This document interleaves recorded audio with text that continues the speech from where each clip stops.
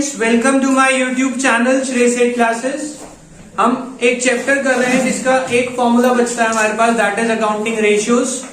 Accounting ratio में कल हमने किया था ऑपरेटिंग रेशियो और ऑपरेटिंग प्रॉफिट रेशियो। इसमें एक इलिस्ट्रेशन है, इलिस्ट्रेशन 113। उस इलिस्ट्रेशन को सॉल्व कर रहे हैं। देखो, इलिस्ट्रेशन में हमें निकालना है कैलकुलेट ऑपरेटिंग प्रॉफिट रेशियो।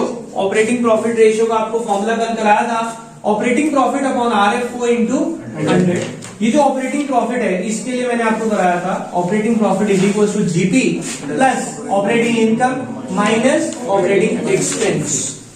अब अगर आपने जैसे अभी पता लग रहा है कि कुछ बच्चों ने आज क्वेश्चन प्रैक्टिस नहीं किए, तो ऑपरेटिंग प्रॉफिट निकालने के लिए जो ऑपरेटिंग इनकम है, ऑपरेटिंग एक्सपेंस है, ये प्रॉब्लम जनरेट करता है हमारे को। क्या होता है ध्यान से देखिए बेटा। हमने दो अकाउंट बनाए थे 11th में, एक था ट्रेडिंग अकाउंट और एक था हमारा प्रॉफिट एंड लॉस अकाउंट।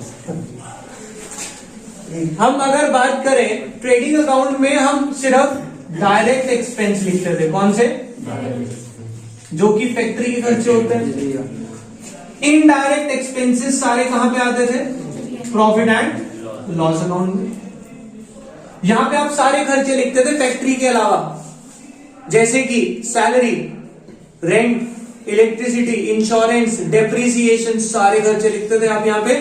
अब ये जो इनडायरेक्ट एक्सपेंसेस होते थे, ये दो तरह के हैं, एक है ऑपरेटिंग और एक है नॉन ऑपरेटिंग। नाम तो खुद ही बता रहा है, ऑपरेटिंग मतलब जो बिजनेस को चलाने के लिए करे गए हैं, जो जरूरी है, और नॉन ऑपरेटिंग का मतलब क्या होता है? जो बिजनेस को चलाने के लिए जरूरी नहीं है। ऐसे ही प्रॉफिट एंड लॉस अकाउंट में इनकम भी आती थी, जिसको हम इनडायरेक्ट इनकम बोलते हैं, क्योंकि डायरेक्ट इनकम जो होती है वो सिर्फ एक होती है, दैट इज सेल्स। आप डायरेक्टली बिजनेस में क्या कमाते हैं? गुड्स को बेच के जो पैसा कमाया, और सेल्स आ जाती है ट्रेडिंग अकाउंट में। उसके अलावा सारी income like rent receive, commission receive, interest receive, वो सब कहां आती है? प्रॉफिट एंड लॉस अकाउंट में। ठीक है। अब ये जो प्रॉफिट एंड लॉस अकाउंट में इनकम है, ये भी सर इसका मतलब दो तरह की है, ऑपरेटिंग इनकम और नॉन ऑपरेटिंग इनकम। ठीक है। अब इसको थोड़ा सा अगर हम लॉजिकली सोचे, यहां पे हमारे पास क्या होता था? बाय ये जो ग्रॉस प्रॉफिट है, इसमें मैं ये सारी इनकम प्लस करता था, सारे एक्सपेंस माइनस करता था, तो मेरे पास आता था टू नेट प्रॉफिट। क्या आता था? Net profit. ये मेरा बैलेंसिंग फिगर होता था। अब ध्यान से समझना, मुझे क्वेश्चन में क्या नेट प्रॉफिट चाहिए या फिर ऑपरेटिंग प्रॉफिट चाहिए? Operating profit. थोड़ा सा अगर हम दिमाग लगा के सोचे कि सर ग्रॉस प्रॉफिट तो मुझे निकालना आता है, मैंने पिछले फॉर्मूले में सीख लिया था, इसमें से मुझे ऑपरेटिंग प्रॉफिट निकालना है, तो आप खुद थोड़ा सा सोच सकते हैं कि ग्रॉस प्रॉफिट में अगर मैं ऑपरेटिंग इनकम प्लस कर दूं, ऑपरेटिंग एक्सपेंसेस माइनस कर दूं, तो वो ऑपरेटिंग प्रॉफिट होगा, ना कि नेट प्रॉफिट होगा। क्योंकि नेट प्रॉफिट में तो सारी इनकम प्लस सारे एक्सपेंस माइनस होते हैं, तब नेट प्रॉफिट आता है। समझ आ गई बात? इसीलिए ये ऐसा फॉर्मूला है। अब बात आती है सर ऑपरेटिंग इनकम कौन सी होती है? मैंने आपको कहा था P&L में जो भी आपको इनकम मिलती है सब ऑपरेटिंग ट्रीट कर लेना, चाहे रेंट रिसीव हो चाहे कमीशन रिसीव हो। बट एक्सपेंसेस के दो पोर्शन करने जरूरी है। 5 खर्चों को मैं ऑपरेटिंग एक्सपेंस मानता हूं। कौन कौन से 5 खर्चे हैं जो हमने कल पढ़े थे ऑपरेटिंग एक्सपेंस में जो आते हैं? सबसे पहला हमने पढ़ा था क्या? एम्प्लॉई बेनिफिट एक्सपेंस, यानी कि एम्प्लॉई को फायदे पहुंचाने के लिए जो खर्चा किया मैंने। ठीक है।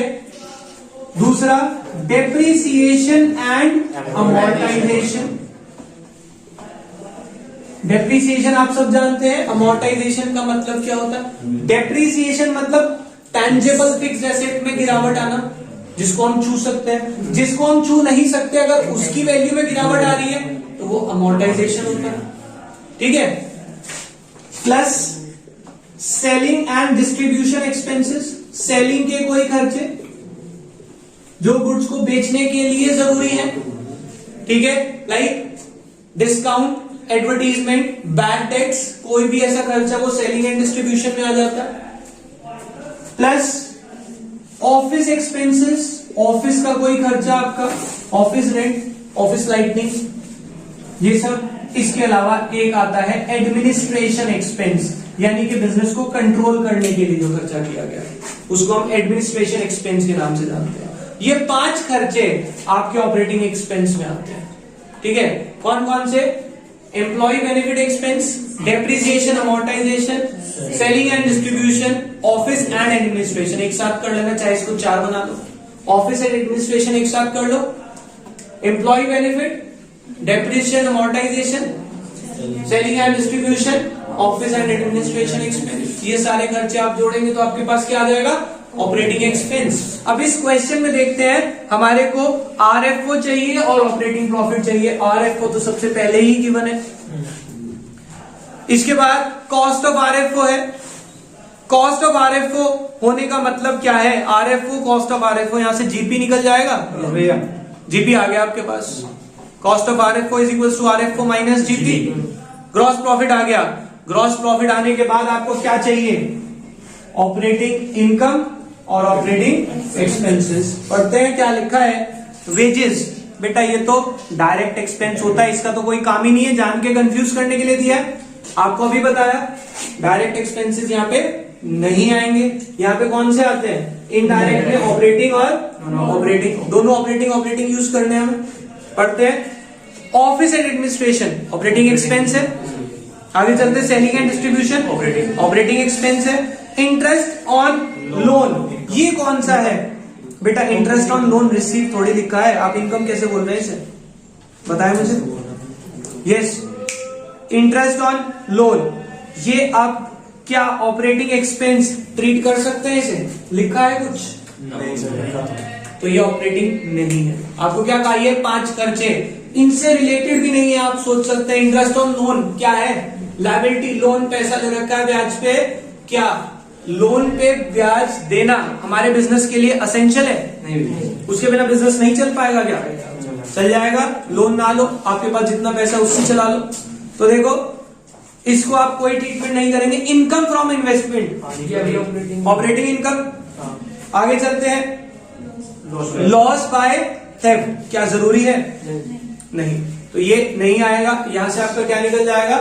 Operating expenses. ऑपरेटिंग एक्सपेंसेस को आप ग्रॉस प्रॉफिट में से माइनस करेंगे, क्या आ जाएगा? Operating profit. फॉर्मूला लगाएंगे operating profit upon RFO into 100। ठीक है, हो जाएगा सॉल्व बेटा? Yes sir. चलो लास्ट फॉर्मूला इस चैप्टर का जो हमने करना है that is return on investment. बेटा इसके ऊपर कई बार क्वेश्चन आ चुका है, क्योंकि ये लास्ट फॉर्मूला है। बच्चा यहाँ आते आते क्या कहता है? अरे सारे कर ली, यही आ रहा है क्या पेपर में? और यही आएगा फिर। और ये चीज ध्यान में रखना, जब भी पेपर से पहले दिन आप पढ़ रहे हो और आपको कई बार ऐसा लगेगा चैप्टर के आखिरी में आके, अरे हाँ यही चैप्टर में टॉपिक आ रहा है क्या, और वही आएगा, फिर कहना सर यही छोड़ के गया था बस। आप कोई भी सब्जेक्ट बता देना, जैसे बिजनेस में पहला चैप्टर करते हैं, बच्चा कंट्रोलिंग में आते आते कहता है सर छोड़ो कंट्रोलिंग, सॉरी कोऑर्डिनेशन, पहले चैप्टर में आखिरी टॉपिक है कोऑर्डिनेशन बिजनेस के, आप वो छोड़ते हैं, कोऑर्डिनेशन लिखवा रखा है मोस्ट इंपॉर्टेंट। अभी अगर हम इको की बात करें, इको में जब आप पहली यूनिट करते हैं नेशनल इनकम, उसमें लास्ट में टॉपिक है जीडीपी एंड वेलफेयर।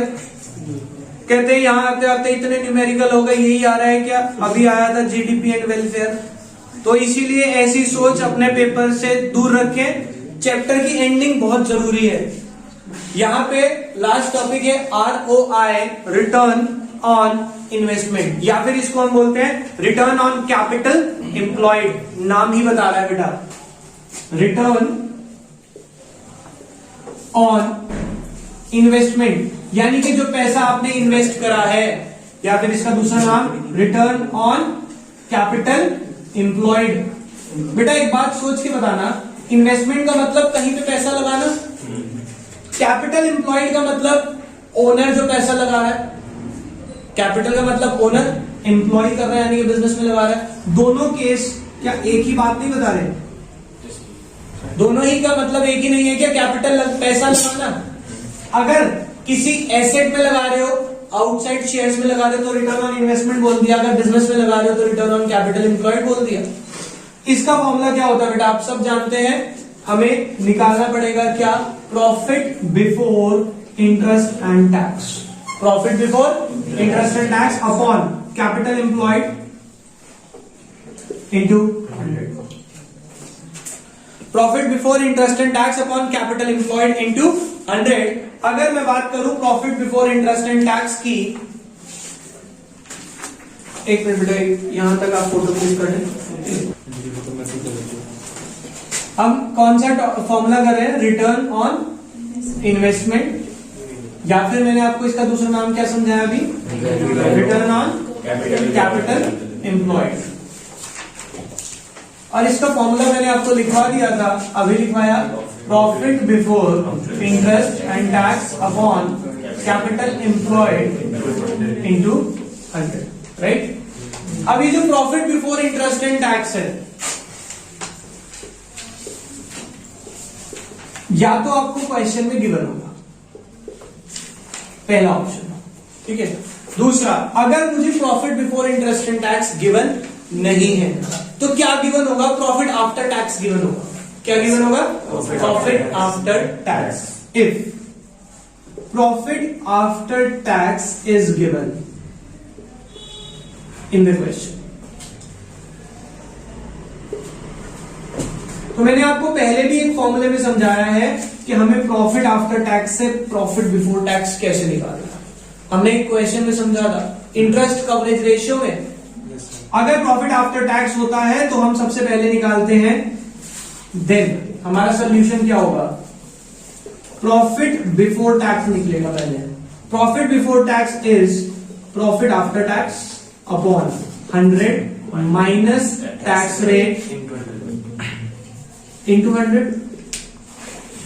इससे क्या आ जाएगा? प्रॉफिट बिफोर टैक्स, ठीक है। फिर मुझे क्या चाहिए? मुझे तो चाहिए profit before interest and tax. तो मैं क्या करूंगा? Profit before interest and tax is equal to profit before tax plus interest. Interest किस पे? जो लोन होगा क्वेश्चन में या डिवेंचर होंगे।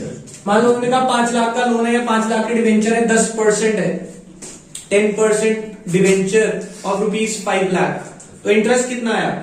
50,000। वो 50,000 यहाँ पे जो आएगा प्रॉफिट बिफोर टैक्स उसमें ऐड हो जाएगा और हमारे पास क्या आ जाएगा? Profit before tax. दो ही कंडीशन होती है profit before interest and tax निकालने की, या तो गिवन या फिर आपको ये 2 स्टेप से निकल जाएगा। क्लियर? अगर आपके पास तीसरा मेथड, तो पहली बात कोई हो ही नहीं सकता। इसके बाद हमें सिर्फ क्या निकालना है क्वेश्चन में? Capital employed. अब कैपिटल एम्प्लॉयड का फॉर्मूला हम बेटा बहुत बार कर चुके हैं। सबसे पहले तो हमने गुडविल वाले चैप्टर में किया था, वैल्यूएशन ऑफ गुडविल में assets minus liability. Very good. तो हम कैपिटल एम्प्लॉयड का एक फॉर्मूला क्या कर सकते हैं? एसेट्स माइनस कौन सी लायबिलिटी? करंट लायबिलिटी या आउटसाइड लायबिलिटी लिखते हैं उसे कई बार। तो हम यहां पे क्या लिखेंगे? एसेट्स माइनस करंट लायबिलिटी या फिर आउटसाइड लायबिलिटी। एसेट्स कौन से? Total assets. कौन से एसेट्स आएंगे यहाँ पे? टोटल एसेट, जिसमें करंट और नॉन करंट दोनों होंगे। अब अगर मैं इसको और एक्सटेंड करूं तो आप समझ सकते हैं क्या होने वाला है? Non current asset plus current asset minus current liability, और इन दोनों को हम क्या बोलते हैं? Working capital. तो क्या फॉर्मूला बन सकता है? Non current asset plus working capital. समझ आ गई बात? तो इसमें सिर्फ यही एक तरीका है हमारे पास निकालने का कैपिटल एम्प्लॉयड। अदरवाइज अगर ये बात करें, ये तो हो गया हमारा एसेट साइड से जब मैं चला। अगर मैं लायबिलिटी साइड से क्वेश्चन को स्टार्ट करूं कैपिटल एम्प्लॉयड के लिए, तो क्या होगा? देखो बेटा, हम जानते हैं total asset is equal to total liability, ठीक है। अब टोटल एसेट्स में हमारे पास क्या क्या आता है बताएंगे? करंट एसेट और नॉन करंट एसेट। करंट और नॉन करंट। तो मैं यहां लिख रहा हूं non current asset plus current asset is equals to shareholder fund plus non current liability plus current liability. मैंने कहा सर शेयर कैपिटल एम्प्लॉयड का फॉर्मूला क्या है? Sir total assets minus current liability minus, तो मैं current liability को इधर ला रहा हूं, non current asset plus current asset minus current liability. ये इधर आके माइनस ही तो होगी, यानी कि मेरे पास कैपिटल एम्प्लॉयड का एक और फॉर्मूला क्या बच गया, share holder fund plus non current, समझ आ गई बात, ये दूसरा फॉर्मूला हो गया non current, sorry capital employed का। क्लियर, ये डेराइव करके दिखा दिया मैंने आपको। अदरवाइज आप एक फॉर्मूला ये याद करें कैपिटल एम्प्लॉयड का, दूसरा फॉर्मूला ये याद करें कैपिटल एम्प्लॉयड का, तीसरा formula share holder fund plus non current liability का। ये 3 फॉर्मूले हो गए आपके पास। ठीक है बेटा, इस चैप्टर में हमारे पास बस इतना ही है। देखो बेटा into 100 है तो इसका आंसर भी किसमें आने वाला है, ठीक है। इस चैप्टर में बस हम इतना ही करेंगे, चैप्टर खत्म हो गया, बाकी करेंगे नेक्स्ट चैप्टर नेक्स्ट क्लास में। अभी के लिए बाय बाय।